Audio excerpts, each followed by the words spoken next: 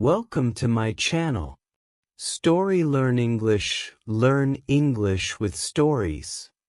Once upon a time there was a tailor with 3 sons. They weren't rich. One day the tailor thought it was high time the boys left home to learn a trade. So he sent all 3 of them away. The oldest son was apprenticed as a furniture maker. "Boy," said the teacher, "I thank you for your enthusiasm for the trade. You can do it yourself now."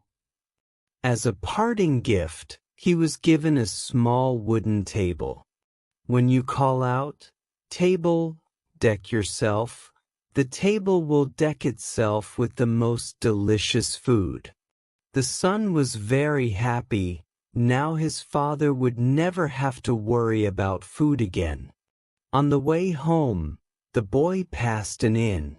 "You can sleep here," said the innkeeper, "but there is no food." "Don't bother," said the boy. He set the table down and said, "Table, deck yourself." On the little table the most delicious meals appeared. The innkeeper couldn't believe his eyes. Night fell and the boy went to sleep. The next day he brought the table to his father. His father was happy that he had learned a trade. But the wonder table had his greatest attention. "Table, deck yourself," said the son. But nothing happened. The son didn't understand what was going on. The second son was apprenticed as a miller. When his apprenticeship was over, he was rewarded for his hard work with a donkey. But it was not just any donkey. The donkey, upon hearing "donkey stretch," all threw gold coins from under its tail. The boy got on the donkey to go home. Now his father never had to work again. On the way home, he passed the same inn where his brother had slept. "Can I sleep here?" he asked the innkeeper. "If you have money, always," the innkeeper replied.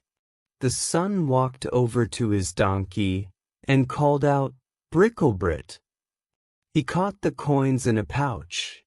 The innkeeper, who happened to see it, was dumbfounded. The next day the son continued on his donkey on his way to his father. Back home, he couldn't believe that the donkey was no longer giving coins. "I don't understand what is going on," he cried desperately.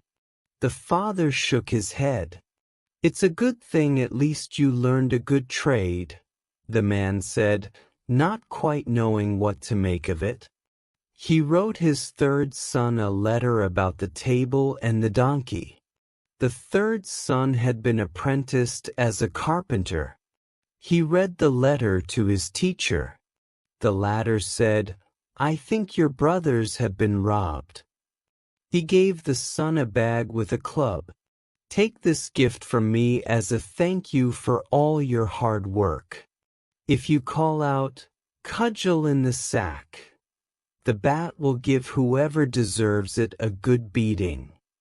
On his way home, the son passed by the inn, where his brothers had also spent the night.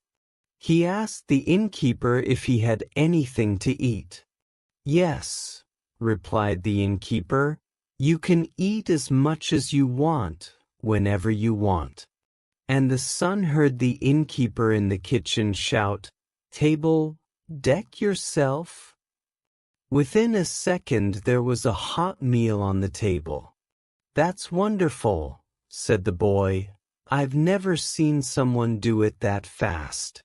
But I have an even greater miracle here." And he pointed to the bag. The innkeeper asked what it was, but the son refused to tell him. That night the innkeeper snuck into his room, just as the son had expected. "Cudgel in the sack," cried the son, and the innkeeper received the biggest beating he had ever had. "Give me back my brother's table and donkey," the son spoke, "or the beating will last forever." And that is how the son arrived at his father's house with an extraordinary table and an extraordinary donkey, and his father never had to work again. And all four lived happily ever after.